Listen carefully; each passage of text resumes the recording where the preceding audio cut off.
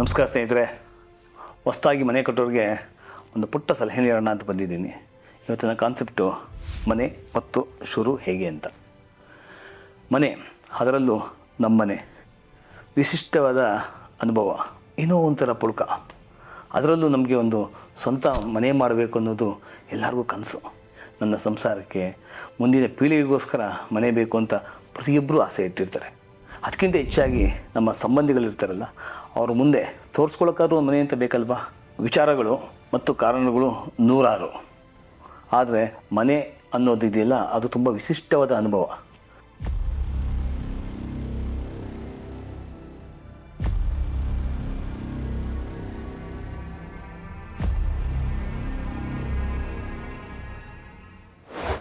ಮೊದಲು ನಾವು ಮಾಡಬೇಕಾದ ವಿಚಾರ ಏನು ಅಂದರೆ, ಮನೆ ಕಟ್ಟಬೇಕು ಅನ್ನೋ ಆಸೆ ಪಡೋದು ಹೆಚ್ಚು ಇಲ್ಲ. ಒಂದು ಸೈಟನ್ನು ಕೊಂಡ್ಕೋಬೇಕು. ಅದು ಈ ಬೆಂಗಳೂರು ನಗರದಲ್ಲಿ. ಬೆಂಗಳೂರು ವಿಚಾರ ಅಂತ ಮಾತಾಡಿದಾಗ ಬೆಂಗಳೂರು ಅಂತ ಯಾವುದೇ ಜಾಗದಲ್ಲಿದ್ದರೂ ಮೊದಲನೇದಾಗಿ ಒಂದು ಸೈಟನ್ನು ಕೊಂಡ್ಕೋಬೇಕು. ಮನೆ ಕಟ್ಟುವ ಮೊದಲು ನಮ್ಮ ಅವಶ್ಯಕತೆಗಳು ಏನೇನು, ಮನೆಯಲ್ಲಿ ಎಷ್ಟು ಜನರಿದ್ದಾರೆ, ನಮ್ಮ ರಿಕ್ವೈರ್ಮೆಂಟ್ಗಳು ಏನೇನಿದೆ, ಎಷ್ಟು ಮಹಡಿಗಳ ಕನ್ಸ್ಟ್ರಕ್ಷನ್ ಮಾಡಬೇಕು, ಅದಕ್ಕೆ ಹಣವನ್ನು ಹೆಂಗೆ ಹೊಂದಿಸಬೇಕು ಅನ್ನುವ ಎಲ್ಲ ವಿಚಾರಗಳು ಬಹುಮುಖ್ಯವಾಗಿರುತ್ತೆ.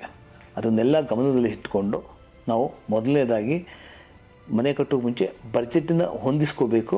ನಂತರ ಅದನ್ನು ಹೇಗೆ ನಿಭಾಯಿಸಬೇಕು ಅನ್ನೋದೇ ಬಹುಮುಖ್ಯವಾದ ಅಂಶ ಅಂತ ನಾನು ಹೇಳೋದಕ್ಕೆ ಇಷ್ಟಪಡ್ತೀನಿ. ನಾವು ಹಾಸಿಗೆ ಇದ್ದಷ್ಟು ಕಾಲು ಚಾಚಬೇಕು.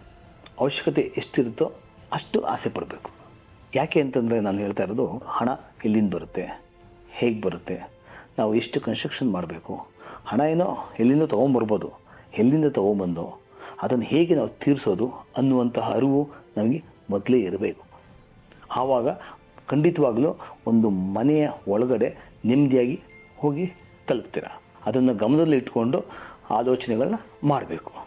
ಎಷ್ಟೋ ಜನ ಏನು ಮಾಡ್ತಾರೆ, ಮನೆ ಕಟ್ತಾ ಇದ್ದೀವಿ ಅನ್ನೋ ಉತ್ಸಾಹದಲ್ಲಿ ಒಂದು ಸಜೆಷನ್ ತೊಗೊಳ್ತಾರೆ. ಸಿಕ್ಕಾಪಟ್ಟೆ ಜನಗಳು ಏನಂತ ತೊಗೊಳ್ತಾರೆ, ನಾನು ಮನೆ ಕಟ್ತಾ ಇದ್ದೀನಿ, ನೀವು ಗೈಡ್ ಮಾಡಿ ಹಾಗೆ ಹೇಗೆ ಅಂತೆಲ್ಲ. ಎಲ್ಲ ತಪ್ಪು. ಮನೆ ಕಟ್ಟಬೇಕಾದ್ರೆ ತುಂಬ ಜನಗಳ ಸಲಹೆ ತೊಗೊಂಡ್ರೆ ಖಂಡಿತವಾಗ್ಲೂ ಮನೆ ಓನರ್ ನೆಮ್ಮದಿಯಾಗಂತೂ ಇರೋದಿಲ್ಲ. ಅದ್ರ ಬದಲು ತಮ್ಮ ಆತ್ಮೀಯರೊಬ್ಬರನ್ನ ಸಲಹೆ ಇಟ್ಕೊಳ್ಳಿ. ಯಾಕೆ ಅಂದರೆ ಅವರ ಸಲಹೆ ನಿಮಗೆ ತುಂಬ ಒಳ್ಳೆಯದಾಗುತ್ತೆ. ಯಾಕೆಂದರೆ ಮನೆ ಕಟ್ಟಬೇಕಾದ್ರೆ ಯಾರ ಸಲಹೆ ಇಲ್ಲ ಅಂದರೂ ತಪ್ಪೇ. 10 ಜನಗಳನ್ನ ಕೇಳಿ ನೆಮ್ಮದಿ ಕೆಡಿಸ್ಕೊಳ್ಳೋ ಬದಲು ನಿಮಗೆ ಬೇಕಾದಂಥ ಒಬ್ಬ ವ್ಯಕ್ತಿ, ನಿಮ್ಗೆ ಯಾರು ಆತ್ಮೀಯರು, ನಂಬಿಕಸ್ಥರು ಅನ್ನುವಂಥ ಒಬ್ಬ ವ್ಯಕ್ತಿಯ, ಉತ್ತಮವಾದ ವ್ಯಕ್ತಿಯ ಸಲಹೆ ತೊಗೊಂಡ್ರೆ ಖಂಡಿತವಾಗ್ಲೂ ಒಂದು ಒಳ್ಳೆಯ ಮನೆಯನ್ನು ನೀವು ನೋಡ್ತೀರಾ ಅಂತ ಹೇಳಿ ನಾನು ಅಂದ್ಕೋತೀನಿ. ಎರಡನೇ ವಿಚಾರ, ಈಗಾಗಲೇ ಸೈಟನ್ನು ಖರೀದಿ ಮಾಡಿರ್ತೀರ, ನಿಮ್ಮ ಆತ್ಮೀಯರೊಬ್ಬರು ಸಲಹೆ ಕೂಡ ತೊಗೊಂಡಿರ್ತೀರ.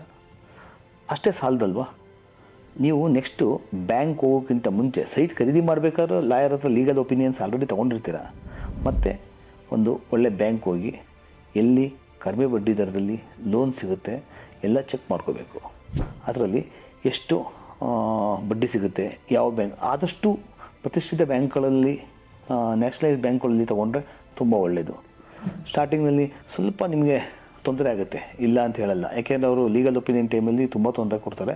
ಬಟ್ ನಿಮಗೆ ಹಣ ತುಂಬ ಸೇಫಾಗಿರುತ್ತೆ. ಅದರಿಂದ ನೀವೇನು ಮಾಡಬೇಕು, ಆದಷ್ಟು ನ್ಯಾಷನಲೈಸ್ ಬ್ಯಾಂಕ್ಗಳಲ್ಲಿ ಲೋನು ತೊಗೊಳ್ಳುವಂಥ ಪ್ರಯತ್ನ ಮಾಡಿದ್ರೆ ತುಂಬ ಒಳ್ಳೆಯದು ಅಂತ ನಾನು ಹೇಳೋದಕ್ಕೆ ಇಷ್ಟಪಡ್ತೀನಿ.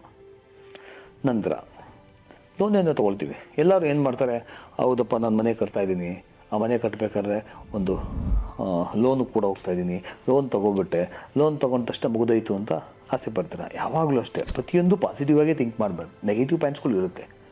ಒಂದು ಮನೆ ಕಟ್ಟಬೇಕಾದ್ರೆ ಲೋನ್ ತೊಗೊಳ್ಳೋದು ಎಷ್ಟು ಮುಖ್ಯನೋ, ಸೆಕ್ಯೂರಿಟಿ ಅನ್ನೋದು ಇಂಪಾರ್ಟೆಂಟು. ಯಾಕೆ ಅಂದರೆ ಮನೆ ಕಟ್ಟೋದ್ರ ಜೊತೆಗೆ ನಾವು ಎಷ್ಟೋ ಸರಿ ನಮ್ಮಗಳಿಗೆ ಇನ್ಸೂರೆನ್ಸ್ ಅಂತ ಮಾಡಿಸಿರ್ತೀವಿ. ಅದೇ ರೀತಿ ಮನೆಗೂ ಕೂಡ ಯಾರ ಹೆಸರಲ್ಲಿ ಲೋನ್ ತೊಗೊಳ್ತಾ ಇದೆ ಆ ವ್ಯಕ್ತಿಗೂ ಸೇರಿಸಿ ಇನ್ಸೂರೆನ್ಸ್ ತೊಗೊಳ್ಳೋದು ತುಂಬ ಒಳ್ಳೆಯದು. ಬ್ಯಾಂಕುಗಳಲ್ಲಿ ಅಥವಾ ಅವಕಾಶಗಳಿರುತ್ತೆ. ಆಲೋಚನೆ ಮಾಡಿ ಲೋನ್ ತೊಗೊಳ್ಳೋದ್ರ ಜೊತೆಗೆ ಇನ್ಸೂರೆನ್ಸ್ ಖಂಡಿತ ಮರೀದೆ ತೊಗೊಂಡ್ರೆ ತುಂಬ ಒಳ್ಳೆಯದು ಅನ್ನೋದು ನನ್ನ ಭಾವನೆ.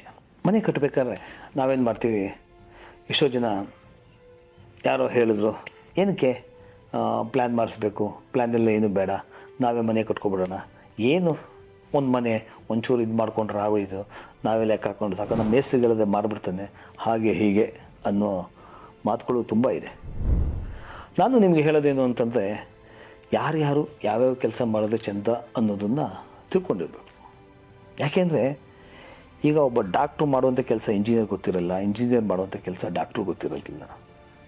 ನಮ್ಮಗಳ ಫೀಲ್ಡಲ್ಲೂ ಹಾಗೆಯೇ ಪ್ರತಿಯೊಬ್ಬರು ಅವರವ್ರ ಕೆಲಸಕ್ಕೆ ನಾವು ಬೆಲೆ ಕೊಟ್ಟಾಗಲೇ ಉತ್ತಮವಾದ ಮನೆಯನ್ನು ನೀವು ಕಟ್ಟೋಕ್ಕೆ ಸಾಧ್ಯ ಇರೋದು. ಹಾಗಾಗಿ ಒಂದು ಮನೆ ಕಟ್ಟೋಕ್ಕಿಂತ ಮುಂಚೆ ಒಬ್ಬ ಉತ್ತಮವಾದ ಇಂಜಿನಿಯರ್ನ ಕುರಿತಿಟ್ಕೊಳ್ಳಿ. ಒಂದು ಮನೆ ಚೆನ್ನಾಗಿ ಬರಬೇಕು ಅಂದರೆ ಮುಖ್ಯವಾದದ್ದು ಏನು ಅಂತಂದರೆ ನಿಮಗೆ ಕೆಲಸ ಮಾಡೋರಿಗೆ ಅಂದರೆ ಇಂಜಿನಿಯರ್ಸ್ಗೆ ಕೆಲಸ ಗೊತ್ತಿರಬೇಕು, ಓನರ್ಗೆ ಅದ್ರ ಬಗ್ಗೆ ಇಂಟ್ರೆಸ್ಟ್ ಇರಬೇಕು. ಆವಾಗ ಒಂದು ಉತ್ತಮವಾದ ಮನೆ ನಿಮ್ಮ ಕೈ ಸಿಗುತ್ತೆ ಅನ್ನೋದು ನನ್ನ ಭಾವನೆ. ಎಷ್ಟೋ ಜನ ಏನು ಮಾಡ್ತಾರೆ, ನಾನೇ ದುಡ್ಡು ಉಳಿಸ್ಬಿಡ್ತೀನಿ ಅಂತ ಬಿಟ್ಟಿದೆ ಎಲ್ಲರೂ ಕಾಲಮ್ ಹಾಕ್ತಾರೆ, ಗೋಡೆ ಕಟ್ತಾರೆ, ಮೋಲ್ಡ್ ಹಾಕ್ತಾರೆ, ಫಿನಿಷ್ ಮಾಡ್ತಾರೆ. ಒಬ್ಬ ಇಂಜಿನಿಯರ್ ಇದ್ದರೆ ಮನೆ ಬರುವಂತಹ ಫಿನಿಷಿಂಗೇ ಬೇರೆ. ಅದೇ ಯಾರೂ ಇಲ್ಲದೆ ಓನರ್ ನಿಂತಿರೋ ಮನೆಗಳೇ ಬೇರೆ. ಈಗ ನೀವು ನೂರಾರು ಮನೆಗಳನ್ನ ನೋಡ್ತೀರಿ, ಓಡಾಡ್ತೀರಿ, ಮಾಡ್ತಾಯಿರ್ತೀರಿ, ನಿಮಗೆ ಕೆಲವೊಂದು ಮನೆಗಳು ಅದ್ಭುತವಾಗಿ ಕಾಣಿಸ್ತದೆ. ಅದ್ಭುತವಾಗಿ ಕಾಣಿಸುವಂತಹ ಮನೆಗಳಿದೆಯಲ್ಲ, ಆ ಮನೆಗಳು ಯಾವಾಗಲೂ ಒಬ್ಬ ಇಂಜಿನಿಯರ್ನ ಇನ್ವಾಲ್ವ್ಮೆಂಟ್ ಜಾಸ್ತಿ ಇರುತ್ತೆ. ಅದೇ ಮನೆಗಳು ನಾರ್ಮಲ್ ಮನೆಗಳು 100 ಇರ್ತವೆ. ಎಷ್ಟೋ ಜನ ಅಯ್ಯೋ ಇಂಜಿನಿಯರ್ ದುಡ್ಡು ಉಳಿಸ್ಬಿಟ್ಟೆಪ್ಪ ಹಾಗೆ ಹೀಗೆ ಅಂತ ಅಂದ್ಕೊಳ್ತಾರೆ. ಅಂದ್ಕೊಂಡಿರೋನ್ನ ಹೋಗಿ ಆಮೇಲೆ ಮಾತಾಡಿಸಿ ನೋಡಿ ಗೊತ್ತಿರುತ್ತೆ. ಅವರ ಮನೆ 1000 ಮನೆಗಳಲ್ಲಿ ಅದು ಒಂದು ಮನೆ ಅಂತ ಆಗಿರುತ್ತೆ, ಯಾವುದೋ ಒಂದು ಮನೆ ಅಂತ ಕನ್ಸಿಡರ್ ಮಾಡ್ತಾರೆ. ಅದೇ ಒಬ್ಬ ನುರಿತ ಇಂಜಿನಿಯರ್ನ ಅನುಭವದಿಂದ ಬಂದಂಥ ಮನೆ ಇದೆಯಲ್ಲ, ಅದು ಆ ಮನೆಯೇ ಬೇರೆ ಆಗಿರುತ್ತೆ. ಹಾಗಾಗಿ ಗಮನದಲ್ಲಿ ಇಟ್ಕೊಳ್ಳಿ, ಇಂಜಿನಿಯರು ತುಂಬ ಅವಶ್ಯಕವಾಗಿರ್ತದೆ.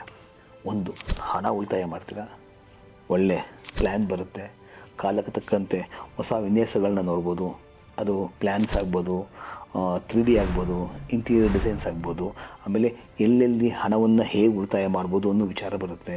ಎರಡನೇದು ಗಾಳಿ ಬೆಳಕು ವಾಸ್ತು ಅನ್ನೋ ವಿಚಾರ, ಎಲ್ಲ ವಿಚಾರವಾಗಲೂ ಒಬ್ಬ ಇಂಜಿನಿಯರ್ ಆದಂಥವರು ನಿಮಗೆ ಮಾರ್ಗದರ್ಶನ ನೀಡ್ತಾರೆ. ಹಾಗಾಗಿ ಒಬ್ಬ ಇಂಜಿನಿಯರ್ನ ಗೊತ್ತುಪಡಿಸೇ ಮನೆಯನ್ನು ಕಟ್ಟಿ. ಅದು ಅಲ್ಲಿ ಇನ್ನೂ ಒಂದು, ಎಷ್ಟೋ ಜನ ಕನ್ಸ್ಟ್ರಕ್ಷನ್ ಕೂಡ ಮಾಡ್ತಾರೆ. ಕನ್ಸ್ಟ್ರಕ್ಷನ್ ನಾವೇ ನಿಂತು ಮಾಡಿಸ್ಕೊಳ್ತೀವಿ ಅಲ್ಲ, ಅವರು ಬಿಡುವಾಗಿದ್ದರೆ ಫ್ರೀಯಾಗಿದ್ದರೆ ಕನ್ಸ್ಟ್ರಕ್ಷನ್ ಮಾಡೋದ್ರಲ್ಲಿ ತಪ್ಪೇನೂ ಇಲ್ಲ. ಬುದ್ಧಿವಂತರಾದವರು ಮಾಡಲ್ಲ, ಮಾಡಿಸ್ಕೊಳ್ತಾರೆ.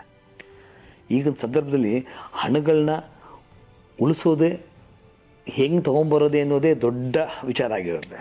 ಹಾಗಾಗಿ ಎಷ್ಟೋ ಜನ ಬುದ್ಧಿವಂತರಾದವರು ಏನು ಮಾಡ್ತಾರೆ ಅಂತಂದರೆ ಹಣ ತರೋದ್ರ ಬಗ್ಗೆ, ಒಳ್ಳೆ ಡಿಸೈನ್ ಬಗ್ಗೆ ತಲೆ ಕೆಡಿಸ್ಕೊಳ್ತಾರೆ. ಕನ್ಸ್ಟ್ರಕ್ಷನ್ನ ನುರಿತ ಕಾಂಟ್ರಾಕ್ಟ್ರ್ ಕೊಡಬೇಕು, ಆಗ ಮನೆ ಖಂಡಿತವಾಗೂ ಚೆನ್ನಾಗಿ ಬರುತ್ತೆ. ಯಾರೋ ಕಡಿಮೆ ಕೊಟ್ಟು ಮಾಡ್ತಾರೆ ಅಂತ ಹೇಳ್ಬಿಟ್ಟಿದ್ದೆ ಅವ್ರಿಗೆ ಸುಮ್ಮನೆ ಕೊಟ್ಬಿಡೋದು. ಅವ್ರಿಗೆ ಟೆಕ್ನಿಕಲ್ ಏನೂ ಗೊತ್ತಿರೋದಿಲ್ಲ, ಹೆಂಗೆ ಮಾಡಬೇಕು ಅಂತ ಗೊತ್ತಿರೋದಿಲ್ಲ.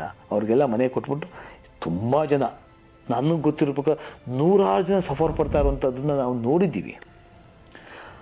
ಹಾಗಾಗಿ ನಾನು ಎಲ್ಲರಿಗೂ ಏನು ಹೇಳೋದು ಅಂದರೆ, ಮನೆ ಕನ್ಸ್ಟ್ರಕ್ಷನ್ ಮಾಡಬೇಕಾದ್ರೆ ಪ್ಲ್ಯಾನ್ ಎಷ್ಟು ಮುಖ್ಯನೋ, ಎಲಿವೇಶನ್ ಎಷ್ಟು ಮುಖ್ಯನೋ, ಹಣ ನಿಮ್ಗೆ ಎಷ್ಟು ಮುಖ್ಯನೋ, ಅದೇ ಥರ ಇಂಜಿನಿಯರ್ಸು ಅದೇ ಮುಖ್ಯ. ಕನ್ಸ್ಟ್ರಕ್ಷನ್ ಮಾಡಬೇಕಾದ್ರೆ ಕಾಂಟ್ರಾಕ್ಟ್ ಅನ್ನುವಂಥ ವ್ಯಕ್ತಿ ಸಾಧ್ಯವಾದಷ್ಟು ಇಂಜಿನಿಯರ್ ಕಮ್ ಕಾಂಟ್ರಾಕ್ಟ್ ಆದರೆ ನಿಮಗೆ ಟೆಕ್ನಿಕಲಿ ಗೈಡೆನ್ಸ್ಗಳನ್ನ ಕೊಡ್ತಾರೆ. ಮನೆ ಕಟ್ಟೋದು ಹೇಗೆ ಅನ್ನುವಂಥದ್ದನ್ನು ಹೇಳ್ಕೊಡ್ತಾರೆ.